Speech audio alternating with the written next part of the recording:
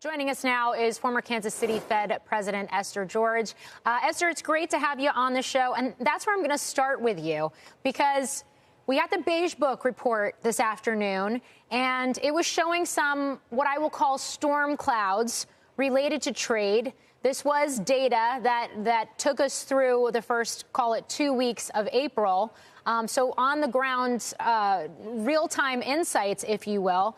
And now I would say in the last 24 hours or so, you have the president softening his rhetoric, softening his stance, at least verbally, when it comes to tariffs. And I wonder if it means perhaps that the peak is in terms of the tariffs, the size of the tariffs we've seen. And if so, we could see some of this uncertainty begin to shift just as quickly as we saw it come in.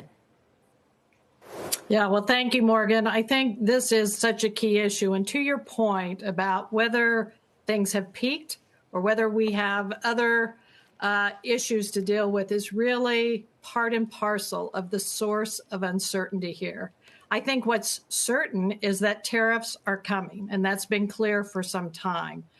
But we are beginning to see lack of clarity about where those will be applied, to what sectors, how different countries will be treated in this negotiation, if you will. And so that uncertainty is clearly weighing on people's mind, both households, and it is certainly weighing on businesses in terms of how they think about where to invest in this environment.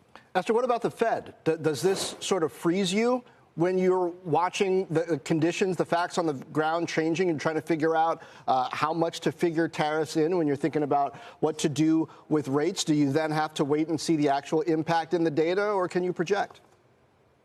Well, you have to do a little bit of both, John, because what you're looking at right now is a Fed that is facing extraordinary policy change in the form of tariffs, at the same time that they have been very attentive to the levels of inflation, that they are really focused on bringing back down to their target. And so in that environment, just as we saw in the Beige Book today, the economic data is holding in there, somewhat softer, if you will, but not giving them the signal that the change is coming about in a way that would force their hand to lower interest rates. And so for now, they have to be attentive to what's happening with inflation, the fact that the tariffs will be inflationary to some extent once they see what happens, and also balancing that with what impact there will surely be to growth in the short term and medium term.